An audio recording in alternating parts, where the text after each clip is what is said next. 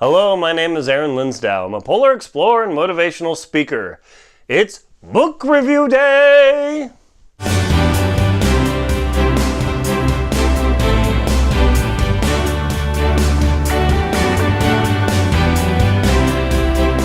Today we're reviewing the audiobook Astrophysics for People in a Hurry by Neil deGrasse Tyson. Oh, let's see if I can get the cover here. Alrighty, yeah, there you go.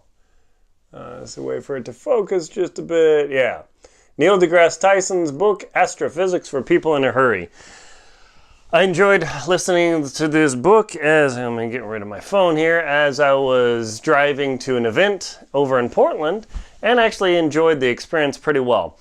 It's definitely a fast book. It's less than 4 hours, so I'm not sure if this was a particularly abridged version or the book is just that short. But I'll just go based on what I listened to and experienced. DeGrasse Tyson actually reads the entire book, so that's actually good. A lot of times nonfiction authors, if they are decent at reading or don't have an annoying voice where I have a problem, well, I'm just kidding, just kidding, then typically a nonfiction book should be read by the author. So that's really good because the DeGrasse, or I guess we'll just call him by Tyson, he puts some pauses and additional material that a reader, even as good as Scott Brick, may or may not do. If you ever listen to Blackstone audiobooks, Scott Brick is probably their best reader. Anything that I'm flipping through my library collection on my phone that I check out through Overdrive and it says Scott Brick, I pretty much will just listen to it because I've yet to be disappointed. Even if the book is okay, he's such a good reader, then it keeps you going. It really gives you the idea if you have a really good reader that, I read with a dramatic voice, but I get into the mystery and then I'm really exciting. Or I speak as boring as possible and just speak monotonely. Tyson isn't either. He's somewhere in between, so the audiobook is really good. The actual information of astrophysics, I wasn't actually sure what to expect. And as far as astrophysics, he kind of goes from the theory of, okay, the big brain of creation, or big bang of creation, where you have nothingness and the point source, and then it blows up in 10 quintillionth of a second or something, whatever it is, and then begins explaining how the theory of all these quantum effects and gravity and all the forces came to be. And then he begins explaining, particles, muons, hadrons, and then of course the leptons, the quarks, and more familiar, proton, electron, neutron. And he stretches that out pretty far, and he gets some digs into Christian people, so it's always, yeah, typical astrophysics type, or typical atheist, evolutionary, whatever you believe. Any type of the book that I've had these before, they always throw barbs at people. So if you're of the religious sort of bent, just ignore that part, and then you'll still get an education. If you can't handle that, definitely skip the book, because if you're of any sort of religious bent, you'll start, one, of course, they don't believe in God creating the universe. But interestingly, we'll get into that in a moment, he talks about some of the things that are astrophysics and physicists are completely clueless about that don't make total sense. So we'll ignore the evolution creation debate because that's a whole other ball of wax. But we're talking about the book. There were a lot of different concepts I would say not unfamiliar with, like hadrons becoming this, leptons and generating quarks. I know about the 6 different quark spins, top, bottom, strange, charmed. I can't remember the other 2. It's been a while since I took quantum physics as an electrical engineer, but that was actually pretty good. And it gives you just a flavor.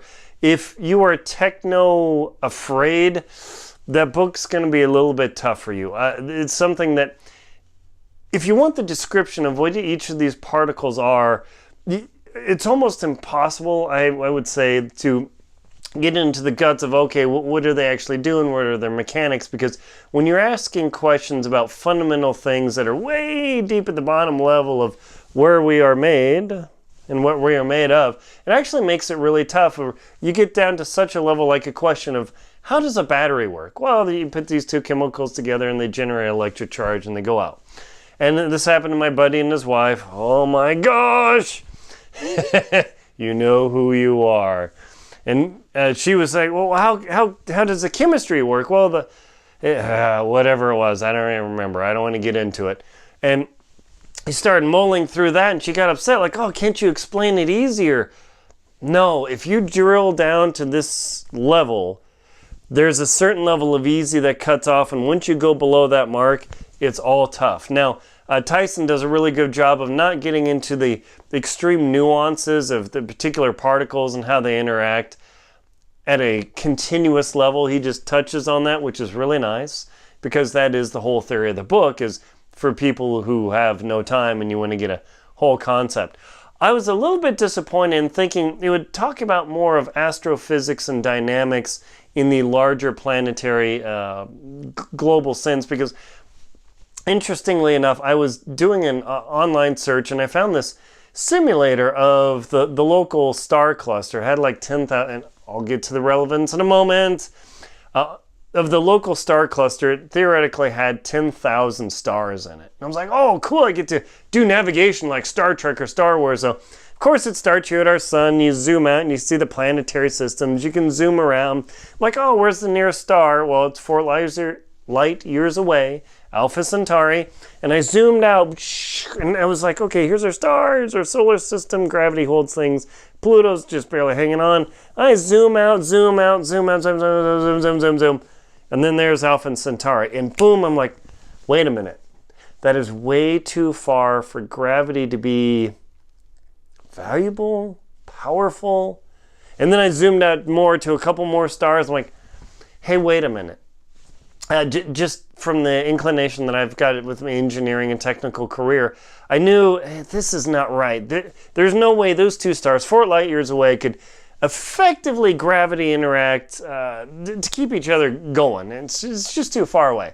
And sure enough, Tyson touches on the huge, if you want a, not a Pulitzer Prize, oh my gosh, a Nobel Prize in physics, explain dark matter and dark energy.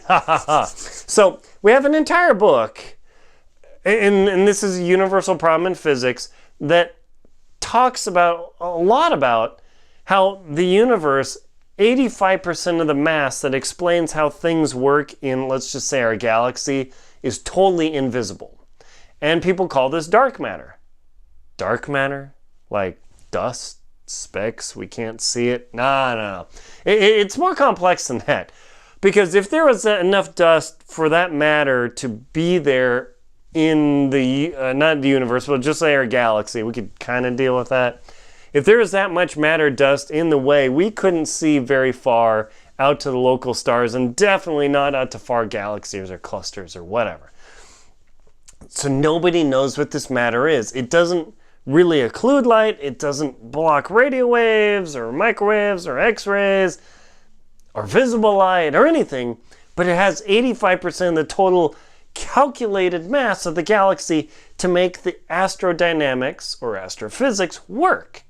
Pretty crazy. So that's one of the challenges of the book, is Tyson starts at the bottom. Like, here are the microscopic little things that make up the smaller things that make up the proton, neutron, and electron. You might have heard of those. Atoms, hopefully you've heard of those. Molecules, think DNA, you know DNA, molecule, to bigger.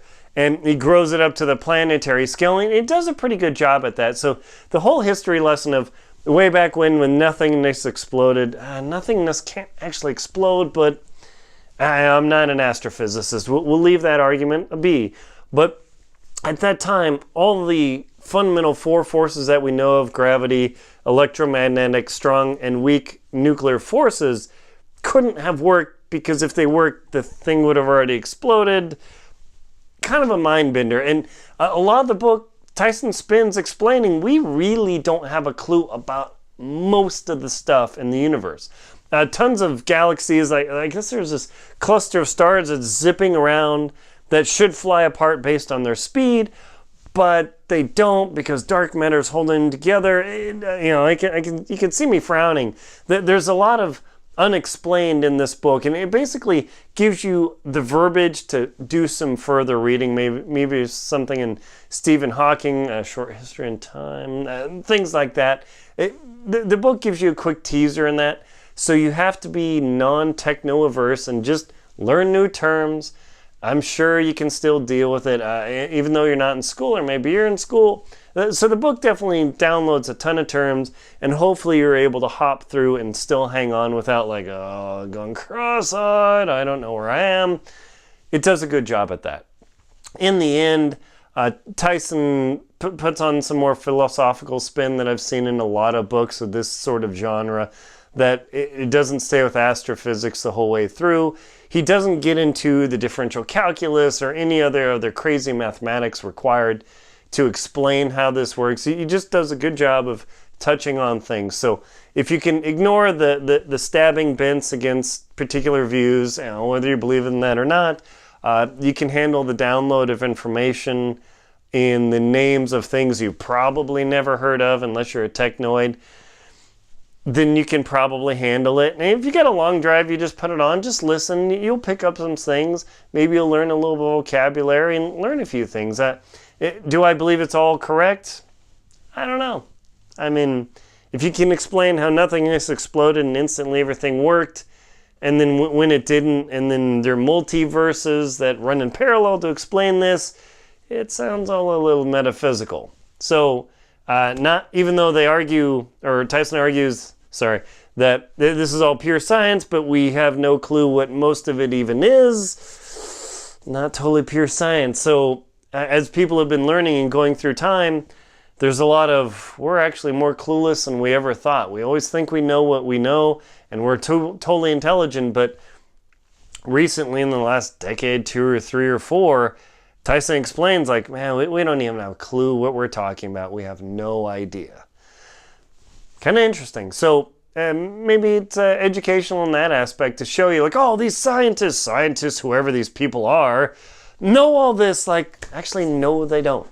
And Tyson thoroughly admits that, which is actually heartening. Like, you always think, oh, why the people in the White Tower know that. No, they don't. They're totally clueless.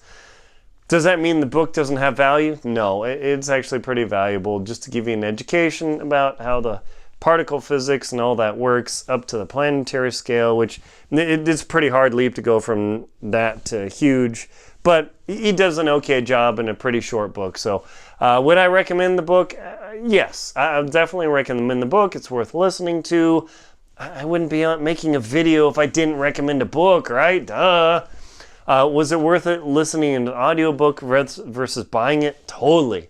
I think I would have been a little disappointed in buying the physical book. If I got the ebook, yeah.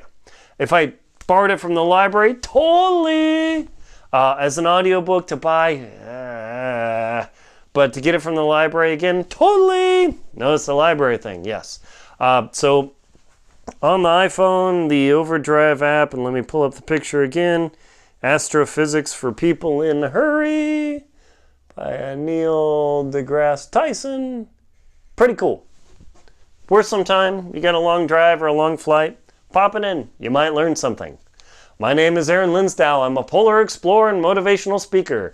I did not study astrophysics, but I played one on TV. Just kidding. Please like and comment on my video. Subscribe to my channel. Please support me through Patreon or my PayPal link or Venmo. I would love that to keep this information coming to you, keeping you inspired, and generating a vision for what's out there. Thank you very much for watching.